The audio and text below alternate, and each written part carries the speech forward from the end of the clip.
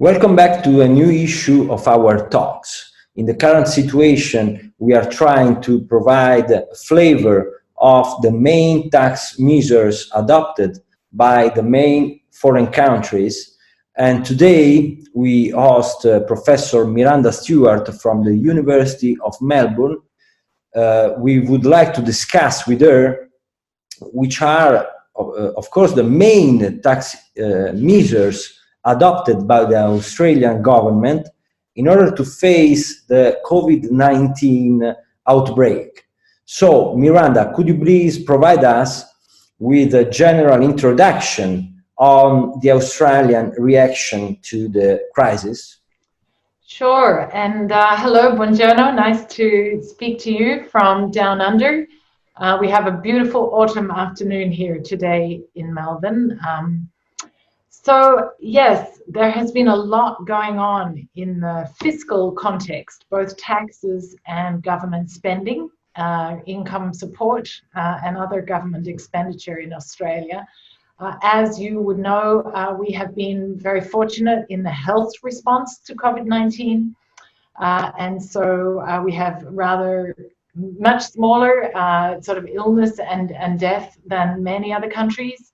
But one of the ways we achieved that was by a very quick lockdown of the economy, closing the borders, no travel.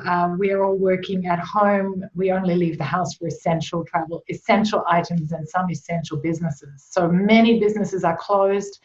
The estimate, the Treasurer gave a speech today, 1 million people have lost jobs. And there are hundreds of thousands of businesses that have no income. So there are three main aspects to the fiscal response. The first one was actually it's called a cash flow boost. It's actually a payment to businesses to help them with their cash flow. In fact, the conditions, it's a rather generous payment. It ranges from about 10,000 to 100,000 Australian dollars over 2 periods of time. And as long as the business has got some employees, that it has a payroll, even a small amount, it will be eligible for this cash flow boost if it can satisfy that condition. The second element has been what we are calling the job seeker payment. So for people who have lost their jobs, the government has enacted an increase in the old unemployment payment and remove the conditions. So a much broader payment going to anyone who has lost their jobs for COVID-19. There is an income test, but it's quite a high test. And the third element is a payment to businesses in order to pay their workers. It's called the job keeper payment. So businesses are receiving it to subsidize their payroll. And they have to show that they are paying it on to their workers. They have to have had about a 30% reduction in turnover, in receipts in the relevant period of time to be eligible. And the very largest businesses are not eligible, like the big banks and so on, but up to $500 million turnover. So quite large businesses are eligible. So you can imagine how busy the tax office is and also the Social Security Agency in managing these payments. The tax office has, I know, retargeted a lot of their staff to actually make the COVID-19 grants and payments and taken them away from the normal tax interpretation, administration, and so on. And Social Security, I know they had to add staff. They took staff from other government departments that have kind of shut down their operations to add to the frontline staff. I guess when I put all this together, there are lots of other measures too. There is some bailing out of particular businesses and a few other, there's deferral of some tax payments. There's a bank guarantee for small businesses. But when we put it all together, it actually, if they pay out as much as they think they will, we double the size of our welfare state. We basically increase by like 50% again the size of government as a whole. this year. So it's really a very big response. I think most people support it. And the question is going to be, how does the government transition out of this big response as we sort of move to the next step of recovery, start to open up in a limited way, and let people go back to work and so on? Thank you very much for the clear view. That's important in our talks to have. We are trying to figure out all the different measures in all the countries. You know, it's also a way to help the other countries to know exactly what is going on abroad in the other states. We like also in our talks speak about the future. You know, because we have a difficult economy. We need a boost for the economy all around the world. In some cases, we have also the need to rethink about the taxation, the way of taxation. You spoke about administrative measure, the involvement of the tax administration in managing this difficult situation. We would like also to speak about the future, how to manage the future. We know that in Australia you have the technology involved. There was maybe a case about the so-called robo-debt. So if you have time to explain a little bit, maybe the case and how you see the future in taxation and in managing the collection and the compliance. Thank you. I should just say, if people are interested in knowing more about the Australian government response, there is a lot of information on the internet. There is, on the Treasury website, there is something called the Treasury Economic Response, which summarizes all the measures. And the tax office also has a lot of information about the various payments. Just on those payments, legally speaking, there is a lot of uncertainty. So, you know, the businesses and so on, before I answer your question about the future, at the moment, both the government is running like super fast, 100% to administer this, and businesses and their advisors are also working really hard to understand the eligibility requirements. And there is some uncertainty. Do I have the turnover? How do I deal with my workers? Do I have the right conditions to be eligible? So yeah, I was in a discussion yesterday where we had a big debate about the conditions for these payments actually. But they, on the whole, they're working, I guess, is the main thing. And they have been turned around very quickly. And that is impressive. So one reason, I suppose, they could work quickly, and this goes to your question about the future administration of tax and Social Security. The tax office has very good data systems in place.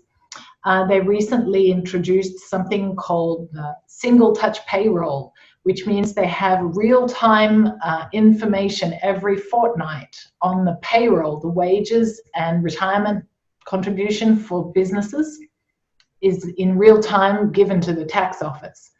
So it's because they had this information that they could actually deliver the JobKeeper payment, because they have the information about the payroll. So that's very interesting. They only introduced this last year. So it's actually very new technology.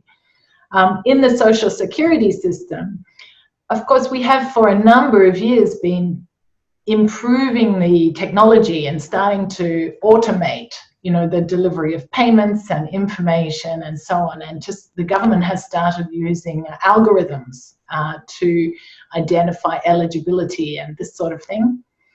It doesn't always work, and I guess this is the risk of using new technology. The robo-debt issue that you refer to is an issue in our Social Security Administration, where they had started automatically sending out letters to actually thousands of people who had received youth allowance. Some of them were students or unemployed people. And they received letters saying that they owed money to the government, you know, that they had been overpaid. These letters were basically wrong. You know, the algorithm that was used to calculate the debt was just unlawful and mostly not correct. But thousands of people were affected negatively by this administrative fault. And actually, I don't know what it's like in Italy, but in the UK, I know that in the last few years, they have been introducing something they call a universal credit. You know, it's a welfare payment linked to people's income and so on. They have had really huge amounts of difficulty, technological difficulty in rolling out this payment. You know, these data systems are not easy to build. The algorithms are complex and the capability is not always there. So I suppose I think we have done quite well in responding pretty quickly to COVID-19. And in the future, we're going to have more and more automation and data sharing. There's no doubt about this. But we have to be careful that it's in line with the law. And that is something that, so lawyers have to keep an eye on this, right? We have to be clear about the design of these systems in the future. So generally, I can see those things going on.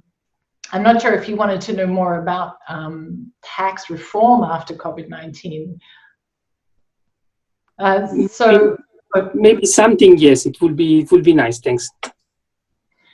So it's an interesting thing to consider what comes next, right? I don't know if every country is already trying to think ahead, you know, to think about not only how to manage the crisis itself and any future pandemic, you know, health issue, but how to deal with the economic recovery and how to sustain the economic, you know, benefit in future.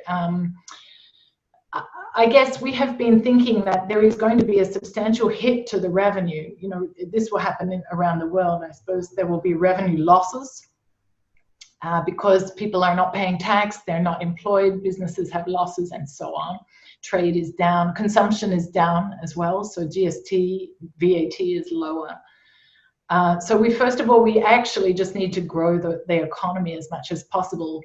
But down the track, I think we probably need to raise more revenue. So this is the conflict, isn't it? Because if you introduce new taxes now or tax reform now, you potentially will squash the economic recovery.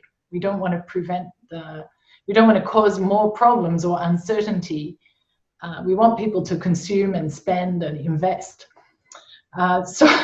So there is a very unclear debate at this stage. The government is saying no new taxes, you know, no new revenue measures. So we are going to have more debt going forward. Australia was in quite a good position in terms of government debt. But I think down the track, we are going to have to broaden our tax base. You know, we have very low GST rate and narrow base compared to Europe. Only 10% rate, only covers about 50% of the goods. Our corporate tax rate is rather high compared to Europe. And we don't have that much land tax. So there are places where we could reform the system in future. I think in the immediate term, we're going to see a stimulus, like more deductions for business investment, that kind of thing. Thank you very much, Miranda, for the general outlook you provided us with on the Australian reaction to the COVID-19. And we understand that there is a balance between the tax suspension of the payments and the injection of new liquidity within the companies. So the Australian example seems very interesting, and we thank you again for your participation and hope to have the chance to see you back soon. Thank you for having me, and it's a great series. Thank you. Really kind of you. Thank you very much. Bye.